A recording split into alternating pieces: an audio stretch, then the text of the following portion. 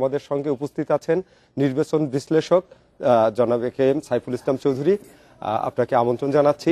আমি শুরুতেই যেটা জানতে চাচ্ছি যে নির্বাচন ঘিরে একটা উৎসব মুখর পরিবেশ তৈরি হয়েছে। এই উৎসবের একটা অংশ হচ্ছে যে প্রচুর লোক ঢাকা ছেড়েছেন, কর্মস্থল ছেড়েছেন, গ্রামে যাচ্ছেন। এটা কেন হচ্ছে বা এটার বাস্তবতা কি? ধন্যবাদ আপনাকে। আমাদের যেটা হচ্ছে কি যে ভোটার তালিকা যখন তৈরি হয় তখন আমাদের বলা হচ্ছে যে জাতীয় পরিচয়পত্রে যে ঠিকানা আছে, যেটা ডাটাবেজে যেটা আছে সেটা বহাল রেখে আপনি হচ্ছে ভোটার তালিকা করা হয়। এবং প্রতি বছর 2রা জানুয়ারি থেকে 2রা মার্চ পর্যন্ত আপনি নতুন ভোটার তালিকা হওয়ার সময় আপনি বাড়ি বাড়ি যায় নির্বাচন কমিশনের মানুষ, তারা যে তখন হচ্ছে যে যাদের বয়স 18 হয়েছে তাদেরকে ভোটার করে, যারা মারা গেছেন তাদেরকে বাদ দেয় এবং যারা ঠিকানা বদলিয়েছে তাদেরকে করে। শুনতে ভালো শোনা যায় যে আমরা যারা ঠিকানা বদলিয়েছে তারা ভোটার হয়ে যাবে। এখানে বাস্তবতা হচ্ছে যে এরা যত যাই করুক না কেন নতুন ভোটার হওয়া ছাড়া ঠিকানা বদলের ভোটাররা ভোটার হতে পারেন না। এই জন্যই যে তাকে জাতীয় পরিচয়পত্রটা পরিবর্তন করতে হয়। জাতীয় পরিচয়পত্রে আমার যে ঠিকানা আছে এই ঠিকানা পরিবর্তন করবার জন্য আমাকে ব্যক্তিগতভাবে আবেদন করে নির্দিষ্ট ফি দিয়ে এই ঠিকানা পরিবর্তন করতে হবে নির্বাচন কমিশনের কাছে। তাহলে যতক্ষণ পর্যন্ত আমি এটা না করব ততক্ষণ আমার পুরনো ঠিকানা থেকে যাচ্ছে। এবং আমি সেই 2008 সালে জাতীয় পরিচয়পত্র করবার সময় যেখানকার ভোটার আমি সেখানকার ভোটারই থেকে যাবো। এর মধ্যে 3-4 বার বাড়ি বদল করলেও কোনো যাবে আসবে না। এইটা পরিবর্তন হওয়া উচিত। এটা যেহেতু পরিবর্তন হয়নি এবং ঢাকা শহর থেকে যারা গেছে, ধরেন এই মানুষজন যারা গেছে আপনার 2008 সাল থেকে 2025 পর্যন্ত যারা নতুন জাতীয় পরিচয়পত্র করেছে 17 বছর ধরে, এই 17 বছর ধরে পরিচয়পত্র করেছে, তাদের বয়স এখন হচ্ছে আপনার 35 পর্যন্ত বয়স বা তারও বেশি বয়স। এই লোকগুলোর তাদের জাতীয় পরিচয়পত্র করবার সময় তার গ্রামের বাড়ির ঠিকানা ব্যবহার করেছে। ঢাকার নতুন ঠিকানা সে কিন্তু ভোটার হতে পারেনি। এই সমস্যা সমাধানের জন্য কিন্তু এবার নতুন ভোটের নতুন একটা বিষয় পোস্টাল ভোট, যেটা দীর্ঘদিনের আকাঙ্ক্ষা ছিল, সেইটা কি তাহলে কার্যকর হয়নি ঠিকভাবে? পোস্টাল ব্যালট যেটা হচ্ছে এটা যে প্রবাসী ভোটার যারা তারা পোস্টাল ব্যালটে ভোট দিতে পারবে, আর দেশের ভেতরে যারা নির্বাচনের সাথে জড়িত তারা আপনার হচ্ছে তারা পোস্টাল ব্যালটে ভোট দিতে পারবে।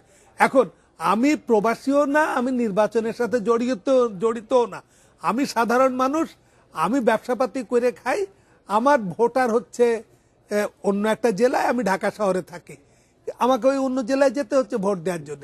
যেটা হতে পারত সেটা হচ্ছে যে যখন আমরা ভোটার তালিকা করবার সময় এই যে এনআইডিতে যে ঠিকানা আছে এই ঠিকানাটাকে প্রাধান্য না দিয়ে আমার বসবাসের ঠিকানা অনুযায়ী প্রতি বছর যেহেতু জানুয়ারি থেকে মার্চ পর্যন্ত হালনাগাদে এটাকে ভোটার করতে পারতো। আমাদের দেখেন ইলেকশন কমিশন যে কাজটা করে সেটা হচ্ছে আসন যে পুনর্বিন্যাস করে সেটা হচ্ছে জনসংখ্যার ভিত্তিতে। তার মানে সেন্সাস রিপোর্টে যে জনসংখ্যা পাচ্ছে সেই জনসংখ্যায়, মানে এই যে বিপুল সংখ্যক লোক বাসের ছাদে ট্রেনের ছাদে করে যে গ্রামে যাচ্ছে, এই লোকগুলো কিন্তু গাজীপুরের ঢাকার বিভিন্ন এলাকায় তারা বসবাস করতেছে। যখন 2023 সালে যখন জনশুমারি হয়েছে তখন তারা কিন্তু এই ঢাকার বা গাজীপুরের জন হিসাবে তারা শুমারির মধ্যে অন্তর্ভুক্ত হয়েছে এবং তাদেরকে গণনা করেই আপনার আসন বিন্যাস হয়। আসন বিন্যাসে তারা কিন্তু ভোট দেওয়ার সময় তারা নেই। এবং আপনি দেখবেন যে ঢাকা শহরে কোনো কোনো আসনে ভোটার সংখ্যা 3 লাখের কম, 3 লাখের কম কোনো আসনে। কারণটা হচ্ছে ওই আসনে কিন্তু যখন আসন বিন্যাস করেছে তখন তারা দেখেছে প্রচুর জনসংখ্যা সেখানে, এই প্রচুর জনসংখ্যা সবাই ওখানে ভোটার না, অন্য জায়গার ভোটার। এই সিংহভাগ হচ্ছে অন্য জায়গার ভোটার। তাহলে হচ্ছে কি আপনার এই যে জনসংখ্যা মানে জনশুমারি আর হচ্ছে ভোটার তালিকা দুটোর মধ্যে সমন্বয় করতে হবে। ভোটার তালিকা যেটা হালনাগাদ হয়েছে এটা নিয়ে আপনার কোনো অভিযোগ আছে? মানে না, আমি অভিযোগ তো জায়গা নেই, আমার তো নতুন ভোটার যে হচ্ছে করতেছে। আমার যে ঠিকানা পরিবর্তন, যেটা আমার ঠিকানা পরিবর্তনের তো আমাকে ওই যে আমার গণনাকারী এসে আমাকে ভোটার তালিকা অন্তর্ভুক্ত করছেন তার তো এখানে আমাদের কাছে অভিযোগ আছে যে বাড়ি বাড়ি ওইভাবে যাওয়া হয়নি, কিছু ভোটার বাদ পড়েছেন। এটা একটা ব্যাপার হলো কি, ওই যে যেহেতু তারা জানে যে যারা তালিকায় আছে তারা সবাই ভোটার আছে, এনআইডিতে যারা আছে, বাড়ি বাড়ি যাওয়া, তারা হয়তো খোঁজ নেয় যে এটা তো বাড়ি বাড়ি যাওয়া কষ্টকর, তারা হয়তো খোঁজ নেয় ওই বাড়িতে কারোর বয়স 18 পার হয়েছে কিনা, নতুন 18 হয়েছে কিনা, হয়তো পাশের বাড়ির ও বাড়িতে এমন কোন ছেলে পেলে নেই 18 হয়েছে। ভোটার একটা ভোটের মাঠে এবার ভোটারের আচরণটা কি হতে পারে? একটা হচ্ছে তরুণ ভোটার অনেক, আর হচ্ছে গ্রাম এবং শহরের ভিত্তিতে আপনার মূল্যায়ন কি রকম হতে পারে? দেখেন, হতে পারে একটা হচ্ছে তরুণ ভোটার অনেক, আর হচ্ছে গ্রাম এবং শহরের ভিত্তিতে আপনার মূল্যায়ন কি রকম হতে পারে? দেখেন, ভোটের তো আসলে অভ্যাস দরকার। আমাদের না ভোটের অভ্যাসটা নাই, আমাদের ভোটের অভ্যাস নাই। ফলে হচ্ছে যে ভোটের অভ্যাস না থাকায় আমরা কি আচরণ করব না করব এটা বুঝতেছি না। তারপরে এবার আরেকটা আমাদের সংকট তৈরি হয়ে গেছে, আমরা একই সাথে গণভোটে ভোট দেব, আবার মার্কার ভোটে ভোট দেব, কোনটা দেব? এখন এইসব দিয়ে যেটা বুঝি, এইসব নিয়ে তো প্রচারণা ছিল, তারপরে যাতে দীর্ঘদিনের যে ভোটের সংস্কৃতি ছিল না সেটা ফিরিয়ে আনতে কিন্তু নির্বাচন সংস্কার কমিশন হয়েছিল, অনেকগুলো নতুন বিষয় তারা ইন্ট্রোডিউস করেছে। সব মিলিয়ে নির্বাচন কমিশনের বর্তমান যে পদক্ষেপ একটা সুষ্ঠু নিরপেক্ষ ভোট অনুষ্ঠানের জন্য, সেক্ষেত্রে আপনার প্রত্যাশা কতটুকু? নির্বাচন কমিশন তো তার সাধ্য মতন চেষ্টা করে যাবে। তার নির্বাচন কমিশনের আপনার অতীতের যে, মানে অতীত বলতে আমি সদ্য বিগত 3টা নির্বাচন কমিশন, তাদের যে ব্যর্থতা তো ধরেন যখন নির্বাচন হয়েছিল, যে সময় নির্বাচন হওয়ার আগের দিন, ওই 3 নির্বাচন হওয়ার আগের দিন কেউ মনে করেনি যে নির্বাচন কমিশন ব্যর্থ হবে। তখনও তারা মনে করেছে সফলতার সাথে নির্বাচন করতে যাচ্ছে, তখনও তাদের সেই দাবি ছিল। ব্যর্থতা বা সফলতা এটা নির্ভর করবে পরীক্ষার ফল বের হওয়ার পর। আগামীকালকে নির্বাচন, সেই নির্বাচন কতটা সুষ্ঠুভাবে হলো না হলো তার উপরে নির্ভর করবে নির্বাচন কমিশনের ব্যর্থতা বা সফলতা।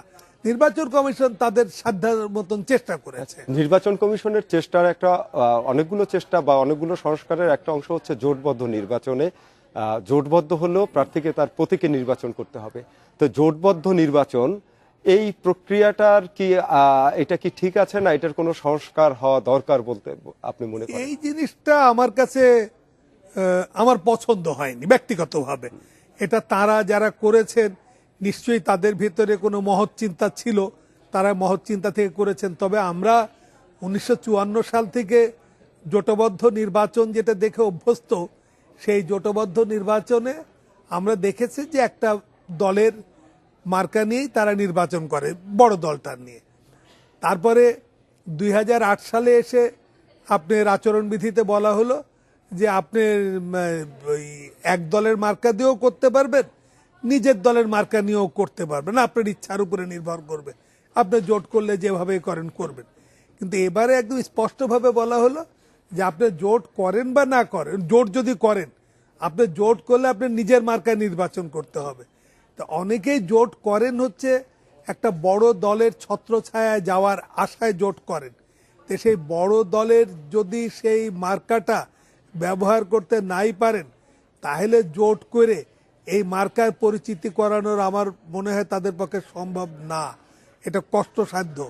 ফলে জোটের কোনো, সেই অর্থে জোটের কোনো সার্থকতা থাকে বলে আমার কাছে মনে হয় না। নির্বাচন কমিশন তারা অবশ্যই বিজ্ঞজন, তারা যেটা ভালো বুঝেছেন সেটা করেছেন, সেই ভালো বোঝার সাথে দ্বিমত অনেকের থাকতেই পারে। তবে এবার কিন্তু স্বতন্ত্র প্রার্থীরা বেশ লড়ে যাচ্ছেন মাঠে, কি তারা গেম চেঞ্জার হওয়ার কোনো সম্ভাবনা আছে?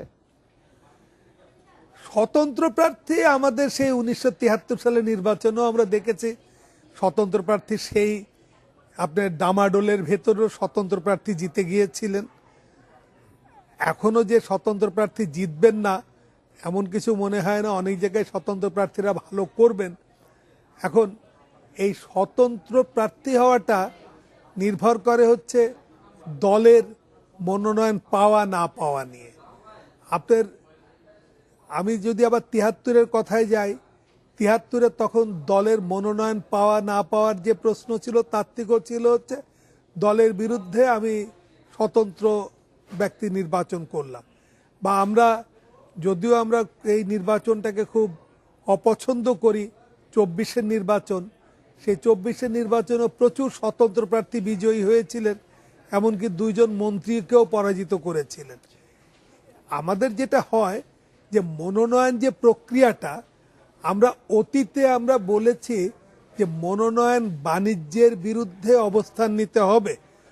তো মনোনয়ন বাণিজ্যকে আমরা অপছন্দ করেছি, বলেছি। মনোনয়ন বাণিজ্য হয়েছে কি না হয়েছে এই প্রসঙ্গে গেলাম না, কিন্তু এবারও যে পদ্ধতিতে মনোনয়ন দেয়া হলো তাতে তো সেই আগের পদ্ধতি বহাল থাকলো, যে পার্টির যে এটা কি হতে পারতো? এটা হতে পারত, বা যেটা হলে ভালো হয় সেটা হচ্ছে যে প্রত্যেকটা দলের যে কাউন্সিলররা, আপনার ধরেন যে আসনে নির্বাচন হচ্ছে ওই আসনের যারা ওই দলের জেলা পর্যায়ের, উপজেলা পর্যায়ের, ইউনিয়ন পর্যায়ের, ওয়ার্ড পর্যায়ের আপনি কাউন্সিলর নির্ধারণ করে দিলেন। সেই কাউন্সিলররা ভোট দিয়ে যাকে তারা নির্বাচিত করবে তিনি প্রার্থী হবেন। অথবা এটাও হতে কিন্তু রাজনৈতিক দলের সবারই গঠনতন্ত্রে এটা আছে। আমাদের লাস্ট একটা প্রশ্ন আপনার কাছে, সেটা হচ্ছে যে 24-এর গণঅভ্যুত্থানে ক্ষমতাচ্যুত আওয়ামী লীগের যারা সমর্থক বা ভোটার, তাদের আচরণটা কি হতে পারে? এটা তো দলীয়ভাবে কিছু হবে না, যা হোক ব্যক্তিগতভাবে হবে। অনেকেই অনেক জায়গায় আপনার হচ্ছে ভোট দেবেন, তারা হচ্ছে যে সেখানে যে প্রার্থী সেই প্রার্থীদের সাথে ব্যক্তিগত সম্পর্কের উপরে ভোট দেবেন। অনেক জায়গায় তারা চিন্তা করবেন যে ভোট দিতে গেলে পারে তারা নিগৃহীত হতে পারেন, লোকজন তাদেরকে চেনার পরে দেখা গেল যে সেখানে দাঙ্গা হাঙ্গামার শিকার হতে পারেন। আশা যে মানে তারা অনেকেই ভোট কেন্দ্রে যাবে, অবশ্যই অনেকেই ভোটে যাবেন। আপনার মূল্যবান আলোচনার জন্য অসংখ্য ধন্যবাদ। এই ছিল আমাদের এখনকার আয়োজনে। আমন্ত্রণ জানাচ্ছি পরবর্তী 72 ঘন্টার টানা আয়োজনে।